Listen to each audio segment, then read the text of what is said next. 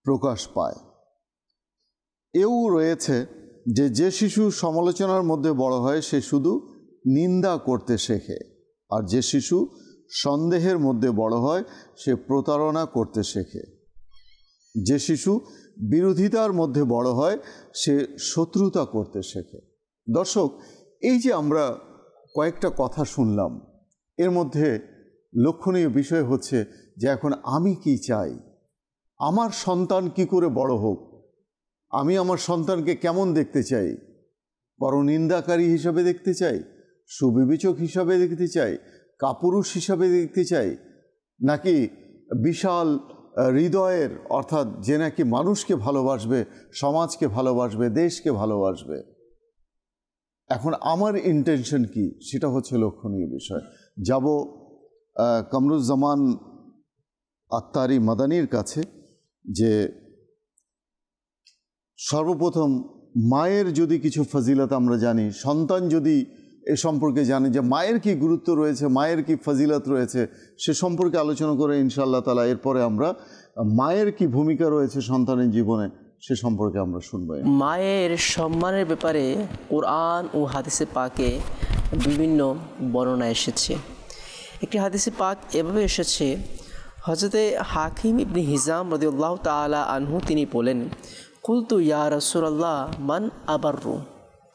নবী করিম সাল্লাল্লাহু তাআলা আলাইহি ওয়া সাল্লাম এর কাছে জিজ্ঞাসা করলেন, ইয়া রাসূলুল্লাহ, সৎ ব্যবহার পাওয়ার ক্ষেত্রে মা আগে না বাবা আগে, কে অগ্রাধিকার ভূমিকা পালন করবে? তখন নবী করিম সাল্লাল্লাহু তাআলা আলাইহি ওয়া সাল্লাম ইরশাদ করলেন, উম্মাকা, তোমার মা। আল্লাহ। কুলতু মান আবাররু, তিনি আবারও জিজ্ঞাসা করলেন যে তারপর কে? ক্বালা উম্মাকা, নবী করিম সাল্লাল্লাহু আলাইহি ওয়াসাল্লাম আবার ইরশাদ করলেন, তোমার মা। কুলতু মান আবাররু, আবার বলে ইয়া রাসূলুল্লাহ কে? তখন বলা হলো ক্বালা আবাকা সুম্মাল আকরাব ফাল আকরাব, অতঃপর বলা হলো তোমার পিতা। তো অপর হাদিসে পাকে এসেছে, ওই সাহাবী নবী করিম সাল্লাল্লাহু তাআলা আলাইহি ওয়া সাল্লামকে বারবার জিজ্ঞাসা করলেন, যেমনটি হাদিসে পাকে এসেছে, আন আবি হুরায়রা রাদিয়াল্লাহু তাআলা قال قيل يا رسول الله صلى الله عليه وسلم من أبر قال أمك قال ثم من قال أمك قال ثم من قال أمك قال ثم من قال أبوك। এই হাদিসে পাকে নবী করিম সাল্লাল্লাহু তাআলা আলাইহি ওয়া সাল্লামের কাছে তিনবার প্রশ্ন করা হলো যে সৎ আচরণ করার অগ্রাধিকার কার?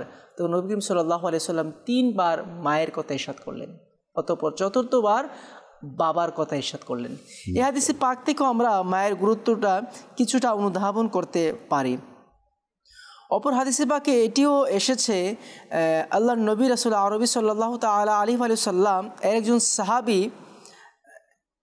যে একজন মহিলাকে বিবাহ করার জন্য তাকে প্রস্তাব দিল, তো ওই মহিলা অস্বীকার করলো, যেমনটি এভাবে বর্ণিত আছে। তখন ওই মহিলাকে অপর এক ব্যক্তি বিবাহের প্রস্তাব দিল, তো তাকে সে বিবাহ করার জন্য রাজি হয়ে গেল। তো ইবনে আব্বাস রাদিয়াল্লাহু তাআলা আনহু থেকে হাদিস বর্ণিত, তো ওই লোক তার নিজের মধ্যে একটি আফসোস বা অপমান সে বোধ করতে লাগলো যে আমি তাকে প্রস্তাব দিচ্ছি, সে রাজি হয়নি, অতঃপর তাকে সে হত্যা করে দিল। এখন বলা হলো, আমার কি তওবার কোনো সুযোগ আছে? তখন তিনি বললেন, তোমার মা কি জীবিত আছে? সে বলল না। তখন তিনি বললেন, তুমি আল্লাহর কাছে তওবা করো। তো বলা হলো যে হুজুর, আপনি মায়ের কথা কেন জিজ্ঞাসা করছেন? তখন তিনি বললেন যে আল্লাহর নৈকট্য লাভের জন্য মায়ের সাথে উত্তম আচরণ করা খুবই গুরুত্বপূর্ণ। তো এভাবে হাদিসে পাকে পাওয়া যায়। আরও একটি হাদিসে পাক আল্লাহর নবী রাসূল আরবি সাল্লাল্লাহু তাআলা আলাইহি ওয়া সাল্লাম এর সাহাবী হযরতে ইবনে আব্বাস রাদিয়াল্লাহু তাআলা আনহু বলেন, যে কোনো মুসলমান তার মুসলিম পিতা মাতা জীবিত থাকে এবং সে ভোরবেলা সাওয়াবের আশায় তাদের খোঁজ খবর নেই, তো আল্লাহ পাক তার জন্য বেহেশতের দুটি দরজা খুলে দেন। সুবহানাল্লাহ। তো বলা হলো, এবং তাদের একজন থাকলে একটি দরজা, সে তাদের কোনো একজনকে অসন্তুষ্ট করলে যতক্ষণ পর্যন্ত সে তাকে সন্তুষ্ট না করবে ততক্ষণ পর্যন্ত আল্লাহ তার উপর সন্তুষ্ট হন না। বলা হলো, তারা তার উপর জুলুম করে থাকলে তিনি বললেন, অবশ্যই যদিও বা পিতা মাতা জুলুম করে থাকে তারপরও পিতামাতার সাথে সৎ আচরণ করা আল্লাহু জরুরি। আকবার। মাদানী চ্যানেলের দর্শক ও শ্রোতা, এই তো গেল মুদ্রার এক পিঠ, অর্থাৎ মা বাবার কি গুরুত্ব রয়েছে, মা বাবার কি মর্যাদা রয়েছে। সন্তান যদি মা বাবাকে চিনতে না পারে যে আমার মায়ের কি গুরুত্ব রয়েছে, আমার বাবার কি গুরুত্ব রয়েছে, what is the significance of parents, যদি এটা ফিল করতে না পারে, বুঝতে না পারে, তাহলে মা বাবার প্রতি তার যে দায়িত্ববোধ রয়েছে, কর্তব্য রয়েছে, সেটা কিন্তু সে পালনে সক্ষম হবে না। অপরদিকে মা বাবার কী করণীয়? মা বাবার করণীয় হচ্ছে তার সন্তানকে উপযুক্ত করে গড়ে তোলা। একজন শিক্ষিত মা পারে তার সন্তানকে শিক্ষিত করে গড়ে তুলতে, কেননা যে শিক্ষিত মা সে কখনোই চাইবে না আমার সন্তান অজ্ঞ থাকুক, মূর্খ থাকুক, কিংবা অশিক্ষিত হয়ে বড় হোক, এটা কখনোই চাইবে না। কেননা মায়ের ভিতরে শিক্ষার আলো আছে। তদ্রূপভাবে সন্তানকে বিনয়ী করে গড়ে তোলা, সন্তানকে আদব কায়দা শেখানো, সন্তানকে সৌজন্যবোধ শেখানো, সন্তানকে নিয়ম শৃঙ্খলা শেখানো, সন্তানকে কর্মঠ করে বড় করা, সন্তানকে বিভিন্ন কাজ পরিবার থেকে শুরু করে সমাজে তথা ঘরে বাইরে বিভিন্ন কাজ তাকে শিক্ষা দেয়া, যে সে ঘরে যখন থাকবে তখন তার করণীয় কী হবে, বাইরে যখন সে থাকবে তখন তার করণীয় কী হবে। রয়েছেন আমাদের সাথে স্টুডিওতে উপস্থিত হয়েছেন আরও একজন মুবাল্লিগ, ফজলে রাব্বি আত্তারি মাদানী। আমরা ইনশাআল্লাহ তাআলা তার কাছ থেকেও কিছু আলোচনা শ্রবণ করব, তার আগে একটি কালাম শ্রবণ করব। এর আগে ছোট্ট একটি অনুরোধ আপনাদের করে রাখি, যে অনুষ্ঠান যারা দেখছেন সওয়াবের নিয়তে, কেননা এই অনুষ্ঠানের মধ্যে কোরআন ও হাদিসের কথা আলোচনা করা হচ্ছে, আর এমন গুরুত্বপূর্ণ সব মেসেজ আজকে সবার কাছে যাবে, যে সন্তানের দীক্ষা কেমন হওয়া চাই, আর মা বাবার ভূমিকা কি রয়েছে, বিশেষত মায়ের কি ভূমিকা রয়েছে সন্তানের জীবনে, সন্তানের দীক্ষা ও মা আজকের টপিক। আমরা কিছু কল আমরা নিতে পারি ইমরান ভাই, এরপরে আপনার কাছে আসছি ইনশাআল্লাহ তাআলা, একটি কালাম শুনবো। এরপর যদি অনুরোধের কিছু কালাম থাকে তো সেগুলোকে আমরা কিছু কিছু করে ইনশাআল্লাহ তাআলা কম্বাইন্ড করে আমরা ইনশাআল্লাহ তাআলা শুনবো। কিছু কল রয়েছে, কল শুনিয়ে দিন। আমি রাজশাহী চাপা স্টেট গঞ্জ উপজেলার গ্রাম জগন্নাথপুর। আমার নাম মোহাম্মদ রুহুল আমিন। আপনাদের চ্যানেলটা শুনি এবং দেখি এবং খুব ভালো লাগে। এটা প্রচারণা করার জন্য আপনাদের ধন্যবাদ। মাশাআল্লাহ, আপনাকেও অনেক অনেক ধন্যবাদ এই অনুষ্ঠান দেখার জন্য। পাশাপাশি যারা আপনার বন্ধু মহল রয়েছে, প্রতিবেশী যারা রয়েছে, আশেপাশে আত্মীয় স্বজন রয়েছে, সবাইকে একটু মেসেজটা পৌঁছে দিন যে এমন এক চ্যানেল রয়েছে, Islamic channel, purely religious channel, যেই চ্যানেল কোরআন ও হাদিসের বয়ান 24 আওয়ার্স করে থাকে। তো কাজেই এটাও অনেক বড় একটা নেকির দাওয়াত হবে। আমি কাউকে কিছু বলতে পারলাম না, অন্তত এখন তো ডিজিটাল মোবাইলের যুগ, মোবাইলের মাধ্যমে আমি 10 জনকে এই চ্যানেলটা শেয়ার করে দিলাম, তারা দেখবে, এর দ্বারা তারা যদি উপকৃত হয় তাহলে আপনার আমলনামায় সওয়াব লেখা হবে। কেননা মৃত্যুর পর বান্দা একবারও সুবহান আল্লাহ বলতে পারবে না, তার আমল বন্ধ হয়ে যাবে, আমলনামা বন্ধ হয়ে যাবে। সুতরাং এই জীবদ্দশায় যতক্ষণ বেঁচে আছি শুধু নেকি আর নেকি, এই মন মানসিকতা আমাদের গড়ে তুলতে হবে, যে একটা নেকিকেও অবহেলা না করি আমরা, কেননা কিয়ামতের দিনে এক একটা নেকির অনেক মূল্য হবে, অনেক মূল্য হবে। আল্লাহ তাআলা বোঝার তৌফিক দান করুন। যে পরবর্তী কল। আমার নাম হচ্ছে আবু কাসিদ্দিক। ধন্যবাদ। এই অনুষ্ঠানটা আমার কাছে ভালো লাগে অনেক। নাচ শুনতে চাইছিলাম, প্রিয় মদিনা দূরে যাব কেমন করে। মাশাআল্লাহ, ইমরান ভাইকে অনুরোধ করব, প্রিয় মদিনা দূরে যাব কেমন করে। সময়ের স্বল্পতা থাকে অনুষ্ঠানের মধ্যে, তো আমি বলবো যে আপনি অন্তত 2টা করে অন্তরাও যদি আপনি একটু নোট করে রাখেন যে কোন কোন কালাম অনুরোধ করা হচ্ছে, সেই কালামগুলো ইনশাআল্লাহ তাআলা একবারে আমরা শুনে নেব আপনার কাছ থেকে, 2-3টি কালাম সংক্ষিপ্ত আকারে। যে পরবর্তী কল। আমার নাম হলো মোহাম্মদ শাকিল। আমি এই চ্যানেলটা সবসময় দেখি, আমার খুব ভালো লাগে। আজকের বিষয়টা খুব ভালো লাগছে। আমার পরিবার সবাই এই মাদানী চ্যানেল দেখে, তাদের কাছে অনেক ভালো লাগে। আমাদের জন্য দোয়া করবেন, আমরা যেন সবসময় মাদানী চ্যানেল দেখতে পারি। মাশাআল্লাহ, মাশাআল্লাহ। আল্লাহ তাআলা প্রতিটা পরিবারকে এমন করুক যে তারা গুনাহে ভরা যে চ্যানেলগুলো আছে সেগুলোর পরিবর্তে তারা নেকির চ্যানেলকে আপন করে নিক। কেননা মৃত্যুর পর শুধু এই যে নেকি আছে না, এই নেকি মানুষকে জান্নাতে নিয়ে যেতে পারবে। সৎকর্ম, সৎ আমল। আর গুনাহ তো মানুষকে জাহান্নামে নিয়ে যাবে। আল্লাহ তাআলা আমাদেরকে বোঝার তৌফিক দিক, আর এই মাদানী চ্যানেলকে দেখার এবং সবাইকে দেখানোর তৌফিক দান করুন। অনেক অনেক শুকরিয়া, আপনি কল করেছেন। পরবর্তী কল। আমার নাম নুর ইসলাম, পঞ্চগড়, বেঙ্গল। আপনাদের চ্যানেল আমি দেখি, আমার খুব ভালো লাগে। আল্লাহ আপনাদেরকে হায়াত দাস করুক। এই চ্যানেল দেখার পরে আমি অন্য চ্যানেল আর দেখি না। আমাদের জন্য দোয়া করবেন। আল্লাহ পাক আপনাকে, আমাকে, আমাদের সবাইকে আল্লাহ পাক নেক হায়াত দান করুন। এটা একটা খুবই উত্তম একটা দোয়া, নেক হায়াত। আমরা সবাই হায়াতের জন্য দোয়া করি, কিন্তু শুধু হায়াত না, নেক হায়াত। হায়াতটা কেমন হতে হবে? নেকিপূর্ণ।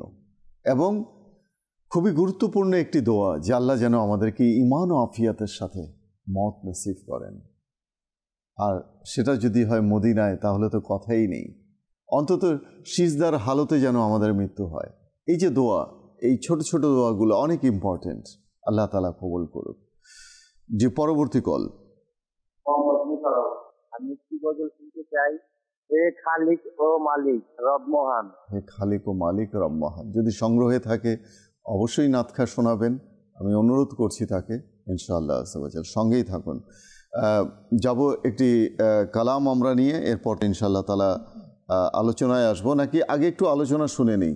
যেহেতু ফজলে রাব্বি ভাই এসেছেন, একটু আলোচনা শুনে এরপর আমরা ইনশাআল্লাহ তাআলা কালামের দিকে যাই, এটাই বরং ভালো হবে। জি ফজলে রাব্বি ভাই।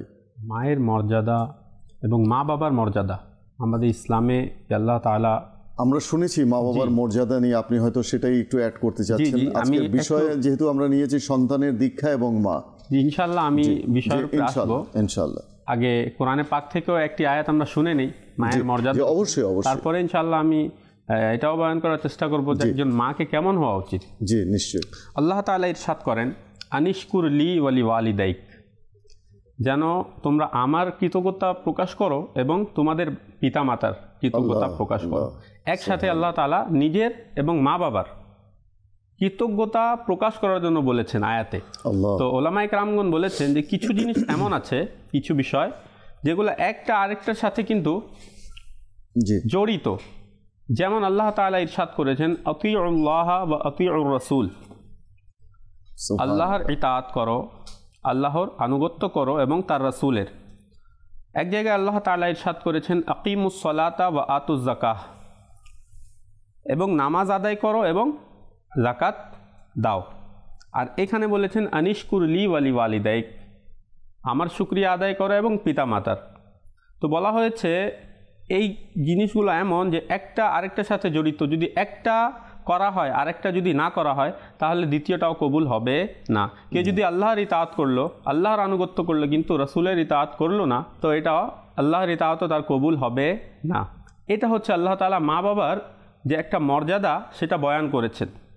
কিন্তু দেখা যাচ্ছে যে আমাদের সমাজে মা বাবার কোরআন এবং হাদিস এত মর্যাদা সত্ত্বেও কেন সন্তানেরা আজ পিতামাতার অবাধ্য? তো দেখা যাচ্ছে যে এখানে সন্তানের দীক্ষার একটু ঘাটতি আছে, শিক্ষা দীক্ষার দিক দিয়ে সন্তানের ঘাটতি আছে।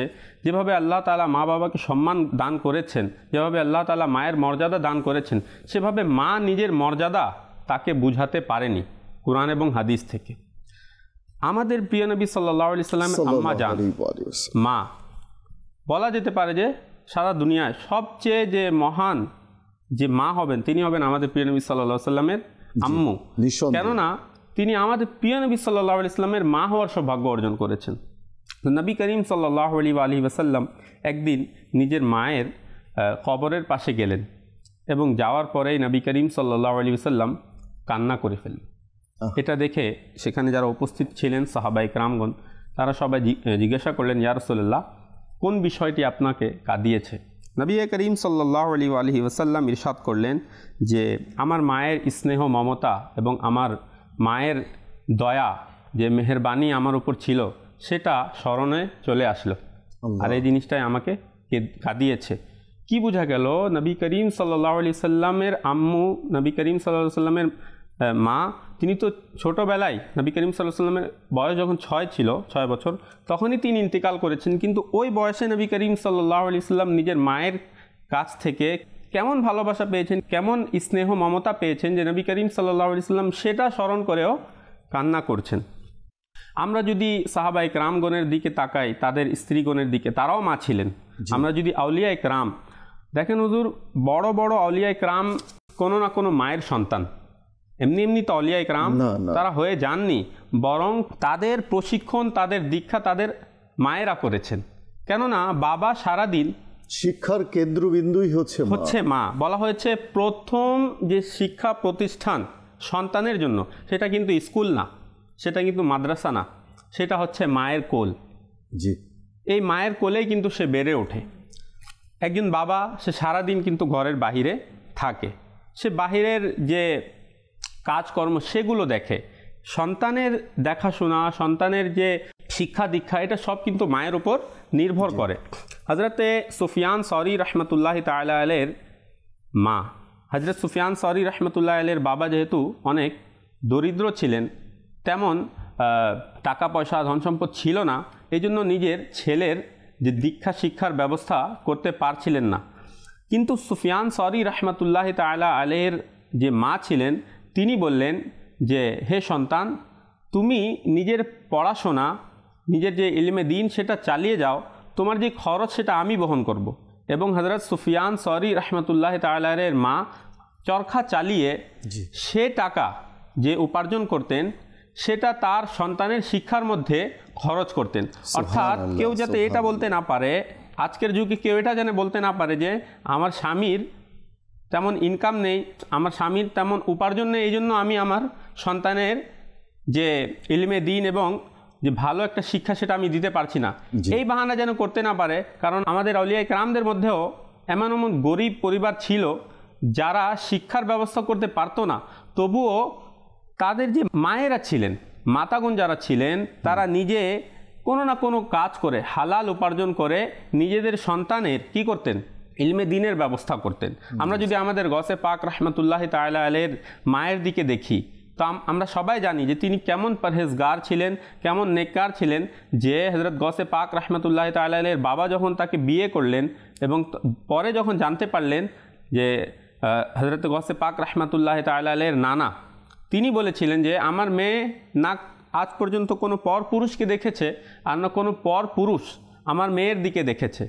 আমার মেয়ে না আজ পর্যন্ত কোনো পর পুরুষের দিকে হেঁটে গিয়েছে, না এই হাত দিয়ে কোনো হারাম জিনিস ধরেছে, এবং না কোনো পর পুরুষ আমার মেয়েকে ধরেছে। এমন নেককার রমণী, এমন নেককার রমণীর যে গর্ভ থেকে হযরত গসে পাক রাহমাতুল্লাহি তাআলা আলাইহি এসেছেন। হযরত গসে পাক আব্দুল কাদের জিলানী রাহমাতুল্লাহি তাআলা আলাইহিকে সে বাল্যকালে তার মা বাগদাদ শরীফে কি করলেন, পাঠিয়ে দিলেন। কেন পাঠিয়ে দিলেন? শিক্ষা অর্জনের জন্য। আর আজকে আমাদের মায়েরা, ঠিক আছে সবাই এমন না, কিন্তু অনেকে আছে যারা ইসলামের দিকে, দ্বীনের দিকে যখন বাচ্চা সন্তান যখন যায়, তো তাকে বাধা দেয়া হয়, বলা হয় যে তুমি মোল্লা হয়ে যাবে। এবং সে যদি এসে বাসায় একটা ভালো কথাও বলে, তাকে কিন্তু ট্রল করা হয় এবং তার একটা মানে তার ঠাট্টা বানানো হয়, যেন এই ছেলেটা আরো সন্তান যদি রোজা রাখে, জি, তো আমার সন্তান এখন ছোট, রোজা রাখার বয়স হয়নি, জি, হ্যাঁ, সন্তানের গুনাহ করার বয়স হয়েছে। সন্তান কিন্তু গুনাহ করছে, সন্তান গান গাইছে, সন্তান মুভি দেখছে, সন্তান সিনেমা নাটক দেখছে, সন্তান আরও অন্যান্য যাবতীয় গুনাহের কাজ করছে। তো সেক্ষেত্রে দেখা যায় যে যদি সন্তান নামাজি হয়ে যায়, আরে এখনই কিসের এত নামাজ, এখনও তো বাকি জীবন পড়েই আছে, ইনশাল্লাহ পড়া যাবে। আচ্ছা, সন্তান যদি রোজা রাখে, কাউকে দেখে হয়তো উৎসাহিত হলো, প্রতিবেশী কোনো ছেলেকে দেখে উৎসাহিত হলো, সেক্ষেত্রে তা বলা হয় যে তোমার এখন বয়স হয়নি, তুমি এখন শরীর অসুস্থ হয়ে যাবে, দুর্বল হয়ে যাবে, পরে রেখো। তো মাদানী চ্যানেল দর্শক শ্রোতা, এই যে সন্তানকে নেক কাজে বাধা দেয়া, সন্তান নামাজ পড়তে চাচ্ছে, তাকে আপনি বাধা দিচ্ছেন। হ্যাঁ, মা বাবা কিন্তু একটা দিক চিন্তা করে যে না এখনই কি দরকার, এত একেবারে দিনদারিত্ব বরণ করে, একেবারে নেক হয়ে যাওয়া, এখনই একেবারে রোজা রেখে রোজাদার হয়ে যাওয়া, এই যে বিষয়গুলো হয়তো আপনি সন্তানের কল্যাণের কথা চিন্তা করে নিষেধ করছেন, কিন্তু এই নিষেধের কারণে আপনি যে সন্তানের কত বড় ক্ষতি করছেন আপনি কিন্তু এখন তো আরো বয়স বাকি আছে, এগুলো তো মানুষ যখন বৃদ্ধ হয়ে যায় তখন করে। যদি সন্তান যদি একটা ইলমে দ্বীনের কোনো কিতাব পড়ছে, কোনো দাওয়াতি ইসলামী রিসালা পড়ছে, তো এমনও দেখা যায় যে বলা হয় কি এগুলা তুমি কবরের প্রথম রাত, তারপরে এই কিয়ামতের পরীক্ষা, এগুলো তুমি এই বয়সে পড়ছো? এগুলো তো মানুষ যখন বৃদ্ধ হয়ে যায় তখন এগুলো পড়ে, এগুলো বলা হয়। কিন্তু আমরা যদি আমাদের পূর্ববর্তী বুজুর্গানে দিন তাদের দিকে যদি আমরা দেখি, তখন দেখা যায় যে মায়েরা এই চেষ্টা করতেন, তাদের এই চেষ্টা হতো যে আমাদের সন্তানেরা যেন ছোটোবেলায় যেন নামাজি হয়ে যায়, ছোটোবেলায় যেন রোজাদার হয়ে যায়। এবং তারা কি করতেন, কি কৌশল অবলম্বন করতেন? হযরত বাবা ফরিদউদ্দিন গঞ্জ শকর রহমতুল্লাহি আলাইহির ব্যাপারে এসেছে যে তার আম্মু তাকে নামাজ পড়ার জন্য বলতেন, এবং এটাও দেখতেন যে কিভাবে তাকে নামাজি বানানো যায়। তো তিনি হযরত বাবা ফরিদউদ্দিন গঞ্জ শকর রহমতুল্লাহ আলাইহি তার চিনি অনেক পছন্দনীয় ছিল। তো তার মা কি করলেন, তার মা তাকে বললেন, হে বাবা, তুমি যদি নামাজ পড়ো তাহলে আল্লাহ তোমাকে চিনি দেবেন, চিনি খেতে দেবেন। তো হযরত বাবা ফরিদউদ্দিন গঞ্জ শকর রহমতুল্লাহ আলাইহি সেই ছোটোবেলায় মায়ের কথা শুনে নামাজ পড়া শুরু করে দিলেন, এবং তার মা কি করতেন, জায়নামাজের নিচে চিনি রেখে দিতেন যেন তার সন্তান এটা না দেখে। আর বলতেন যে বাবা, তুমি নামাজ পড়ার পর জায়নামাজ যখন উঠাবে দেখবে জায়নামাজের নিচে চিনি রাখা আছে। তো তিনি এমনই করতেন, প্রত্যেকবার নামাজ পড়তেন, নামাজের পরে দেখতেন যে হ্যাঁ চিনি রাখা আছে। এভাবে করে তার নামাজের একটা অভ্যাস হয়ে গেল। দেখেন তিনি কিন্তু এখন ছোট, যদিও চিনির জন্য পড়ছেন, কিন্তু তার মা তো জানে, তখনও তিনি ছোট, তার মা তো জানে যে আজ সে চিনি জন্য করছে, কিন্তু যখন সে রব তাআলার জন্য করবে। তো একদিন তার মা কোনো কারণে বাইরে গিয়েছিলেন, কিন্তু ওই চিনি রাখতে পারেননি জায়নামাজের নিচে, আর নামাজের সময় হয়ে গেল। তো সন্তান ওই অভ্যাসের মতো নামাজের সময় হলো, নামাজের জন্য দাঁড়িয়ে গেল। যখন তার মায়ের স্মরণ আসলে, আজকে তো আমি চিনি রাখিনি, আজকে কি হবে?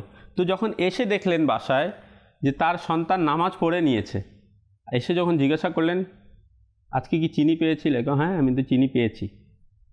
কি বোঝা গেল যে আজ মা রাখতে ভুলে গিয়েছিলেন অথবা কোথাও চলে গিয়েছিলেন, কিন্তু আল্লাহর পক্ষ থেকে আজ চিনি চলে এসেছে। এভাবে আমাদের বুজুর্গানে দ্বীন যারা ছিলেন, তাদের মায়েরা তাদের দীক্ষা দিয়েছেন, শিক্ষা দিয়েছেন। এই জন্য তো তারা অনেক মহান অলিয়া ইকরাম হতে পেরেছেন যে আজ দুনিয়া তাদের থেকে ফয়েজ নেয়, এমন হয়ে গিয়েছে। আবার আসবো আপনার কাছে, আলোচনা শুনবো। খুব চমৎকার, ভালো লাগলো, খুবই চমৎকার একটা প্রাণবন্ধ আলোচনা হচ্ছে। যাব ইমরান ভাইয়ের কাছে। যে ইমরান ভাই, আমাদেরকে কালাম শুনিয়ে দিন, যে অনুরোধের কালাম আছে সেটা যদি সম্ভব হয় সেখান থেকে শুনিয়ে দিন আমাদেরকে। প্রিয় মদিনা দূরে যাব কেমন করে, প্রিয় মদিনা দূরে যাব কেমন করে, আল্লাহুম্মা সাল্লি আলা সাইয়্যিদিনা মুহাম্মাদিন, আল্লাহুম্মা সাল্লি আলা সাইয়্যিদিনা মুহাম্মাদিন, প্রিয় মদিনা দূরে যাব কেমন করে, প্রিয় মদিনা দূরে যাব কেমন করে, আল্লাহুম্মা সাল্লি আলা সাইয়্যিদিনা মুহাম্মাদিন, আল্লাহুম্মা সাল্লি আলা সাইয়্যিদিনা মুহাম্মাদিন।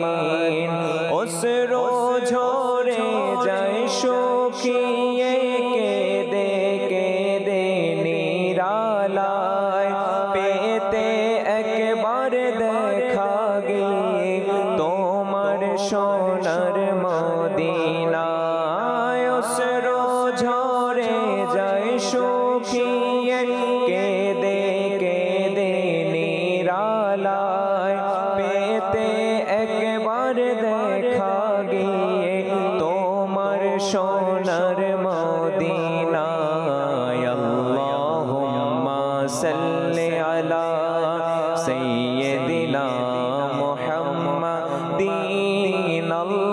अल्लाहुम्मा सल्लि अला सय्यिदिना मुहम्मदिन।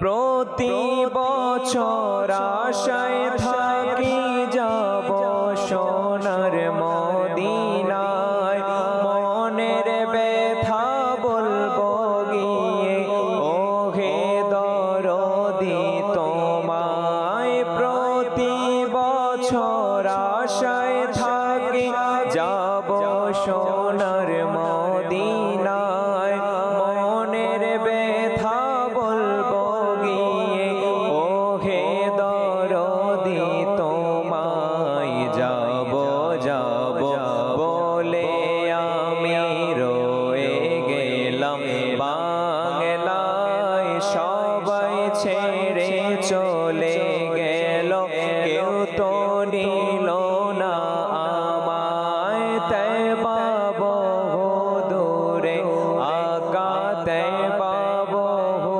দূরে। আল্লাহুম্মা সাল্লি আলা সাইয়্যিদিনা মুহাম্মাদিন। আল্লাহুম্মা সাল্লি আলা সাইয়্যিদিনা মুহাম্মাদিন। তোমার ছোঁয়া পেল যারা সবাই হলো দামি, কেউ বা হলো আবু বকর, কেউ বা হলো জামি। তোমার ছোঁয়া পেল যারা সবাই হলো দামি, কেউ বা হলো আবু বকর, কেউ বা হলো জামি। আমল নামায় নাই যে কিছু, লাজে মরি আমি, দাতা হতে দয়া ছাড়া চাইব কি আর আমি। তয়বা বহু দূরে আকা, তয়বা বহু দূরে। আল্লাহুম্মা সাল্লি আলা সাইয়্যিদিনা মুহাম্মাদিন। আল্লাহুম্মা সাল্লি আলা সাইয়্যিদিনা মুহাম্মাদিন। সুবহানাল্লাহ সুবহানাল্লাহ সুবহানাল্লাহ সুবহানাল্লাহ।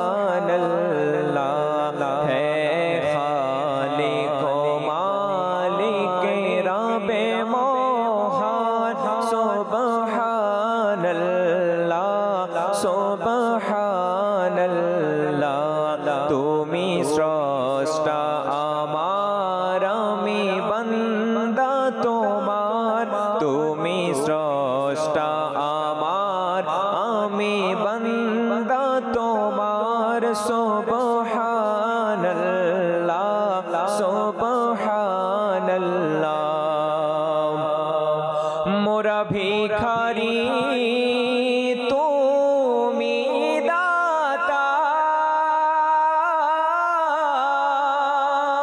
মোরা বান্দা তুমি মওলা। মোরা ভিখারি তুমি দাতা, মোরা বান্দা তুমি মওলা। মুখাফেখি তোমার ফকিরে বাদশাহ, মুখাফেখি তোমার ফকিরে বাদশাহ। সুবহানাল্লাহ সুবহানাল্লাহ সুবহানাল্লাহ সুবহানাল্লাহ সুবহানাল্লাহ সুবহানাল্লাহ। মোরা পাপে করি তুমি মাফে করো, মোরা জুলুমে করি তুমি দয়া করো। মোরা পাপে করি তুমি মাপে করো মোরা জুলুমে করি তুমি দয়া করো ঘিরে আছে তোমার দয়ার দুনিয়া ঘিরে আছে তোমার দয়ার দুনিয়া সুবহানাল্লাহ সুবহানাল্লাহ হে খালিক মালিক রবে মোহন সুবহানাল্লাহ সুবহানাল্লাহ তুমি স্রষ্টা আমার আমি বান্দা তোমার সুবহানাল্লাহ সুবহানাল্লাহ। মাশাআল্লাহ মাশাআল্লাহ, আল্লাহ তাআলা তৌফিক দান করুক আর আমাদের সকলকে মক্কা মদিনার হাজিরি নসিব করুক আল্লাহ তাআলা, সবাইকে তৌফিক দান করুক। আসবো কামরুজ্জামান ভাইয়ের কাছে, কিছু কমেন্টস রয়েছে আমরা শামিল করে নিচ্ছি, এরপর ইনশাআল্লাহ তাআলা আপনার কাছে আসি। রয়েছেন আশফাকুর রহমান, লিখেছেন মাশাআল্লাহ আলহামদুলিল্লাহ। রয়েছেন রুবেল আহমেদ, লিখেছেন মাশাআল্লাহ। রুবেল ভাই এও লিখেছেন রফিক ভাইকে দেখলাম অনেক দিন পর। আছি তো ইনশাআল্লাহ, আপনাদের সঙ্গেই আছি। দোয়া করেন যেন এভাবে দিনের খিদমত করে যেতে পারি, আল্লাহ তাআলা সেই তৌফিক দান করুন। এরপর শাহ আলম ভাই লিখেছেন, মোহাম্মদ শাহ আলম ভাই আসসালামু আলাইকুম। ওয়ালাইকুম আসসালাম। মাশাআল্লাহ সুবহানাল্লাহ কমেন্ট করেছেন। দর্শকদের ভালোবাসা, দর্শকদের কমেন্টের মধ্যে যে প্রকাশ পায়, এটা সত্যি খুবই একটা সৌভাগ্যের বিষয় যে মাদানী চ্যানেল মানুষ দেখে, সোশ্যাল মিডিয়া থেকে সামিল হয়। যাব কামরুজ্জামান ভাইয়ের কাছে। জি কামরুজ্জামান ভাই, সন্তানের দীক্ষা সম্পর্কে কিছু। অবশ্যই যেভাবে একজন মাতার, একজন মায়ের, একজন বাবার প্রতি সন্তানের সম্মান দেখানো উচিত, ঠিক তদ্রূপভাবে একজন পিতা মাতার ক্ষেত্রেও সন্তানকে সঠিক শিক্ষা দেওয়া জরুরি। যেমনটি ইতিপূর্বে ফজলে রাব্বি ভাই আরজ করেছে যে সন্তানকে কিভাবে শিক্ষা দিতে হবে। তো বর্তমান আমরা শুধু দেখি সন্তানই শুধুমাত্র পিতা মাতাকে সম্মান করবে, বিষয়টা আসলে শুধু তেমন না। সন্তান এমন কিছু কেন করবে যেটা মা বাবার অপছন্দনীয় হতে পারে, এখানেও পিতা মাতার কিছু ঘাটতি থাকতে পারে। সেই ঘাটতিটা যখন পিতামাতা পূরণ করবে, সেটা অভাবটা পূরণ করবে, তখন আশা করা যায় সন্তান এমন কোনো আচরণ করবে না যা পিতা মাতার কষ্টের কারণ হতে পারে। বর্তমানে কিছু অস্বাভাবিক ঘটনা ঘটছে, তার পিছনে যদি আপনি ব্যাকগ্রাউন্ড দেখেন, এর একটি কারণ এও হতে পারে সন্তান সঠিক আদর্শ পায়নি বিদায় সে এ সকল অসামাজিক কার্যক্রমে সে লিপ্ত হয়ে যাচ্ছে। হযরতে আবু দারদা রাদিয়াল্লাহু তাআলা আনহু বলেন, রাসূলুল্লাহ সাল্লাল্লাহু আলাইহি সাল্লাম আমাকে 9টি ব্যাপারে ওসিয়ত করেছেন। নাম্বার 1, আল্লাহর সাথে কিছু শরিক করো না, যদিও বা তোমাকে হত্যা করা হয় অথবা অগ্নিদগ্ধ করা হয়। নাম্বার 2, ইচ্ছাকৃতভাবে ফরজ নামাজ ত্যাগ করো না, যে ব্যক্তি স্বেচ্ছায় ফরজ নামাজ ত্যাগ করবে তার সম্পর্কে আমার কোনো দায়িত্ব নেই।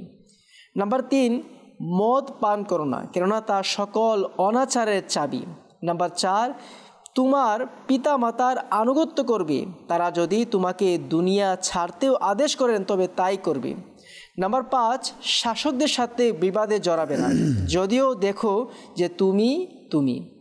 নাম্বার 6, যুদ্ধক্ষেত্র থেকে পলায়ন করো না, যদি তুমি ধ্বংস হয়ে যাও। এবং তোমার সঙ্গীরাও পলায়ন করে। নাম্বার 7, তোমার সামর্থ্য অনুসারে পরিবারের জন্য ব্যয় করো। নাম্বার 8, তোমার পরিবারের উপর থেকে লাঠি তুলে রাখবে না। এবং নাম্বার 9, তাদের মধ্যে মহামহিম আল্লাহর ভয় জাগ্রত রাখবে। এখানে রাসূল করিম সাল্লাল্লাহু তাআলা আলাইহি ওয়া সাল্লাম হযরত আবু দারদা রাদিয়াল্লাহু তাআলা আনহুকে যে 4th নম্বর ওসিয়ত করেন, নির্দেশ দেন, উপদেশ দেন, তা হচ্ছে তোমার পিতামাতার আনুগত্য করবে। তারা যদি তোমাকে দুনিয়া ছাড়তেও আদেশ করে তুমি করবে। অর্থাৎ যদি তোমার পিতামাতা তোমাকে দেশ ত্যাগ করতে বলে, যদি সম্ভব হয় তুমি সেটাই করবে। এখানে আল্লাহ রাসূল সাল্লাল্লাহু তাআলা আলাইহি ওয়া সাল্লাম সন্তানকে আবু দারদা রাদিয়াল্লাহু তাআলা আনহুকে ওসিয়ত করছেন। শুধু এই ওসিয়ত আবু দারদা রাদিয়াল্লাহু তাআলা আনহুর জন্য খাস নয়, নির্ধারিত নয়, এটি সকল উম্মতের জন্য আপনি তুলে ধরতে পারেন। তো বলার উদ্দেশ্য হচ্ছে, যেভাবে সন্তান পিতা মাতাকে সম্মান করবে, ঠিক তদ্রুপভাবে পিতা মাতা যেন সন্তানকে সঠিক আদর্শ, সঠিক শিক্ষা প্রদান করে। মাশাআল্লাহ, মাশাআল্লাহ।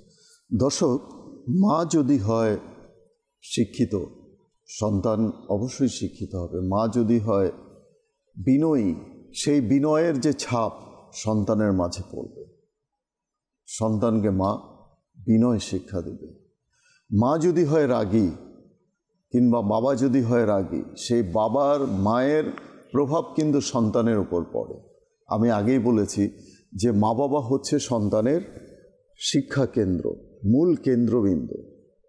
আজকে সমাজে যত অঘটন আমরা ঘটতে দেখছি, যত অঘটন ঘটছে, মাদকদ্রব্য থেকে শুরু করে খুন খারাপি, রাহাজানি, ছিনতাই, চুরি, ডাকাতি, এই যে যারা করছে, এরা কারা? এরা তো আপনার আমারই সন্তান, এই সমাজেরই সন্তান। এরা এই অসৎ পথে কেন গেল? কিসের কারণে? এক তো হচ্ছে মা বাবার শিক্ষা, দ্বিতীয়ত হচ্ছে সঙ্গ।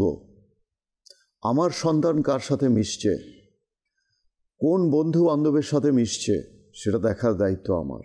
আমি যদি না দেখতে পারি, তাহলে বাবা হিসাবে, মা হিসাবে আমি ব্যর্থ।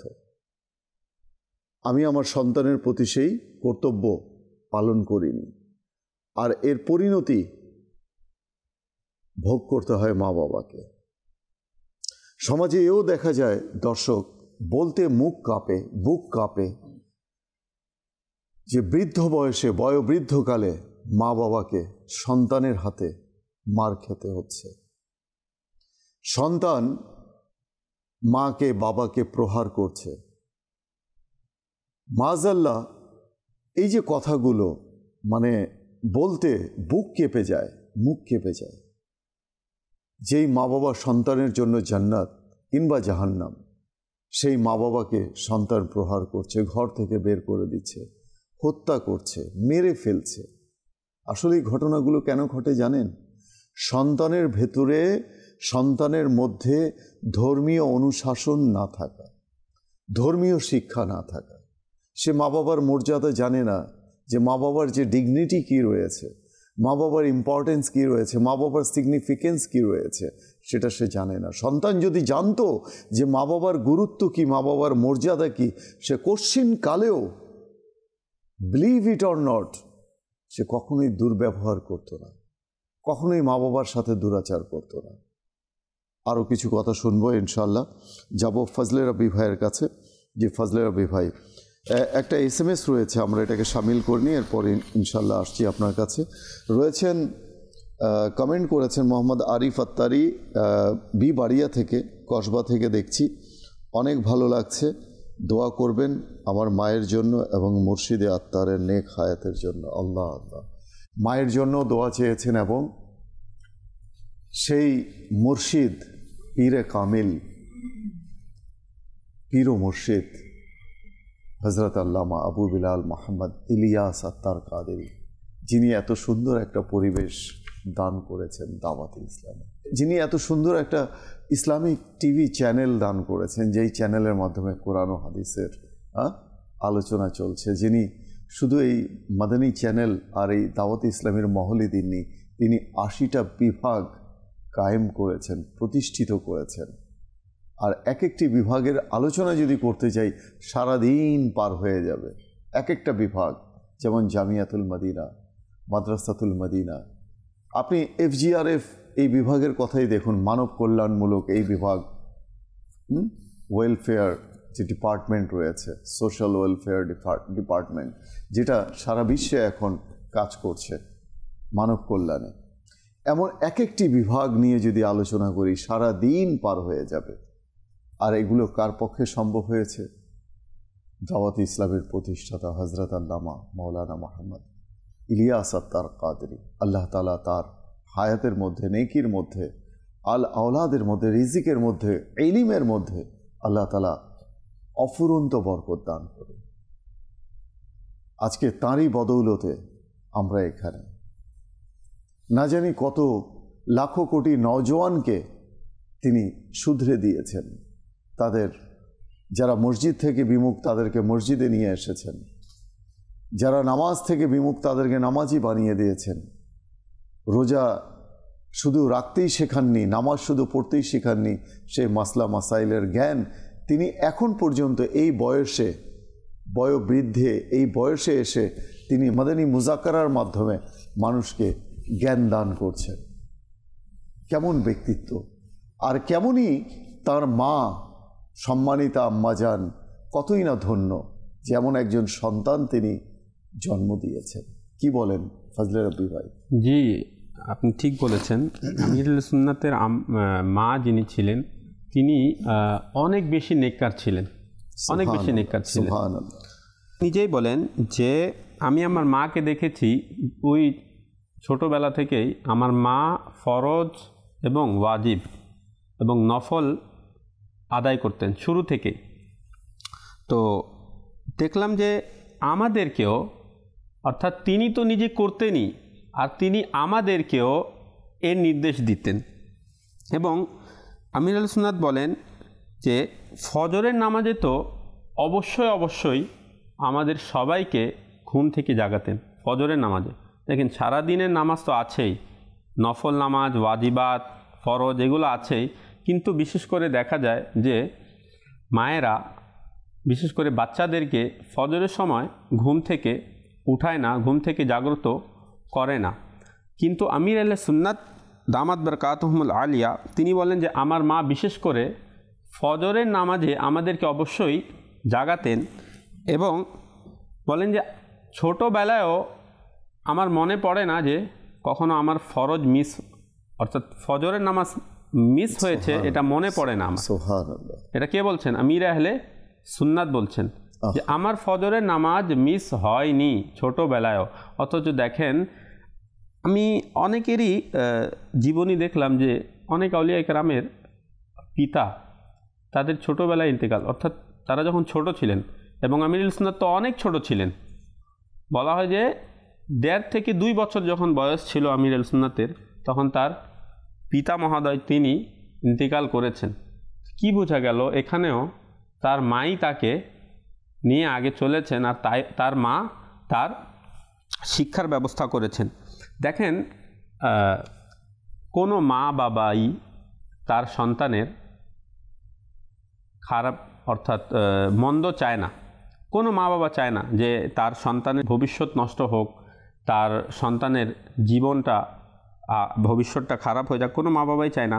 কিন্তু আফসোস এর বিষয় হচ্ছে মা বাবারা নিজের সন্তানের আখিরাতের দিকে তাকায় না।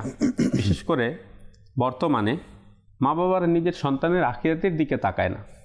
যা আছে দুনিয়াটা ভালো করার জন্য ব্যস্ত, অর্থ কি করে উপার্জন করতে হবে, ব্যাংক ব্যালেন্স কি করে গড়ে তুলতে হবে, এইগুলোর দিকে মানে শিক্ষা দীক্ষা সেগুলো খুব ভালো, গুরুত্ব অনেক বেশি, এগুলো গুরুত্ব অনেক বেশি।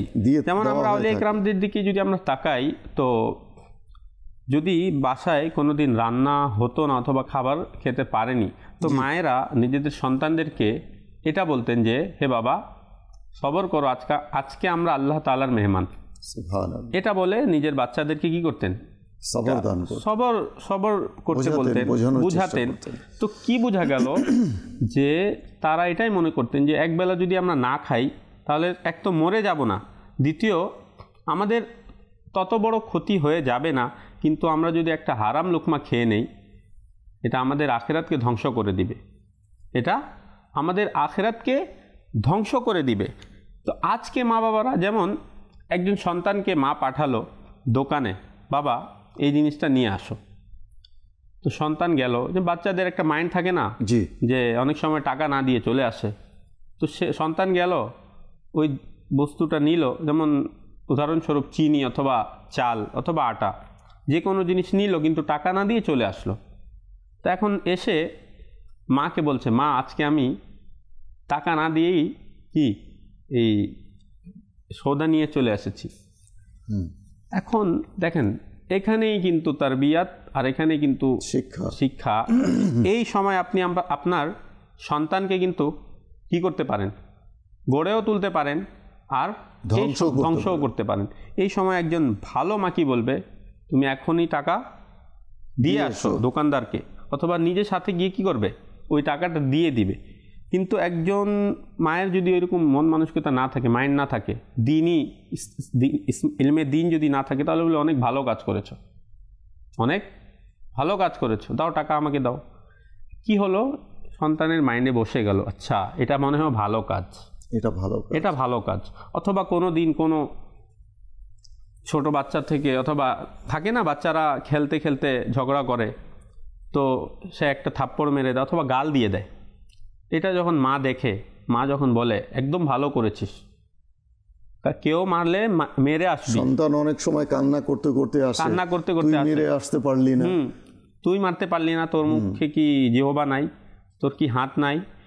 এইগুলা যখন মায়েরা নিজের সন্তানদেরকে শিখায়, তখন কি হয়, সন্তানদের মাইন্ডে এটা বসে যায় যে আমার মা যখন বলছে এটা নিশ্চয়ই ভালো কাজ, এটা নিশ্চয়ই ভালো কাজ, বীরত্ব আছে। হ্যাঁ, মার খেয়ে আসা এটা কাপুরুষের কাজ, মার দিয়ে আসতে হবে। এটা যদি খারাপ কাজ হতো তাহলে কমপক্ষে আমার মা আমাকে শিক্ষা দিত না।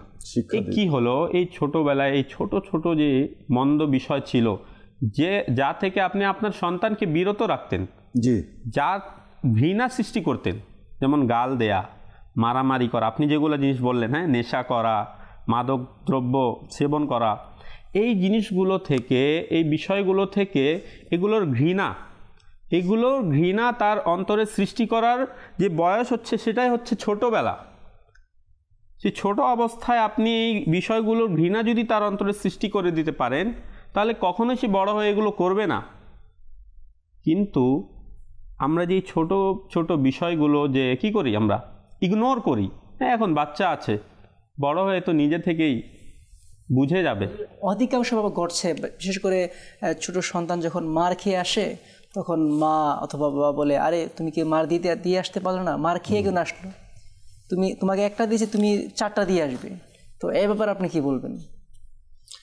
আসলে এই যে বিষয়টা, এই জিনিসগুলো মানুষকে শিক্ষা এমন একটা জিনিস, কারণ যে সন্তান মানুষকে গালমন্দ করবে, গালমন্দ করা এটা আমরা জানি যে হারাম, এবং মুসলমানের মনে কষ্ট দেয়া এবং জাহান্নামে নিয়ে যাওয়ার মতো কাজ। বিশেষত দুনিয়াতে যারা মানুষকে গালমন্দ করবে, এদের চেহারার আকৃতি কিয়ামতের দিন কুকুরের আকৃতি করে ওঠানো হবে। জি, কুকুরের আকৃতিতে তাদেরকে ওঠানো হবে। তো কোনো মা বাবা যদি তার সন্তানকে বলে, নিষেধ করে যে না বাবা গালমন্দ করো না, গালমন্দ দেওয়া ভালো না, ও গাল দিয়েছে, তুমি ধৈর্য ধারণ করো।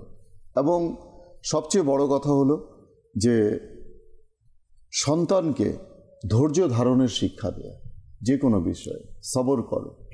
আমির আল সুন্নাত মাদিনী মুযাকরাতে এটাই বলেছেন যে আপনি যদি কোনো বিষয়ের শিক্ষা দিতে চান নিজের সন্তানকে ভালো কাজের, তো সেই কাজের প্রশংসা আর সেই কাজের ভালোবাসা আপনার সন্তানের অন্তরে ঢেলে দিন। সেই কাজের বেশি বেশি প্রশংসা করুন আপনার সন্তানের সামনে। তখন কি হবে, আপনি নামাজের প্রশংসা করেন, আপনি বলেন আল্লাহ তাআলা রাজি হবে, আল্লাহ তাআলা খুশি হবে, আল্লাহ তাআলা আপনাকে এই দান করবে, আল্লাহ তাআলা আপনাকে জান্নাত দিবে, এই যে আপনি প্রশংসা করলেন। এবং আপনি নিজেও পড়ুন, জি, এবং আপনি আপনার পরিবারে দেখান, দেখো দাদিও নামাজ পড়ছে, দাদাও নামাজ পড়ছে, তোমার ফুপুও নামাজ পড়ছে, অর্থাৎ আত্মীয় স্বজনের মধ্যে যারা নামাজ পড়ছে তাদের দিকে দেখান। এটা হলো মোটিভেট করা। এভাবে কি হলো, তার ভিতরে একটা ভালো অভ্যাস সৃষ্টি হবে। আর যদি আপনি কোনো বিষয় থেকে তাকে বাধা দিচ্ছেন, কোনো মন্দ বিষয় থেকে তাকে আপনি নিষেধ করছেন, তাকে দূরে রাখতে চাচ্ছেন, সেই বিষয়ের প্রতি ঘৃণা সৃষ্টি করুন। যেমন একটা সিগারেট খাওয়া, এই সিগারেট থেকে কিন্তু উপরে যায়, আগে গিয়ে অনেক বড় বড় নেশায় জড়িত হয়ে যায়, প্রথমে কিন্তু সিগারেটই ধরে, আর এটাও ধরে বন্ধু বান্ধবদের সাথে।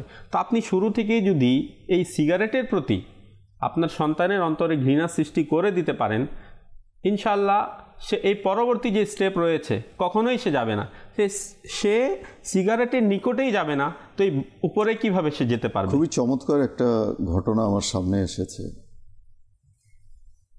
তবকাত ইবনে সাদ কিতাবের মধ্যে বর্ণিত রয়েছে।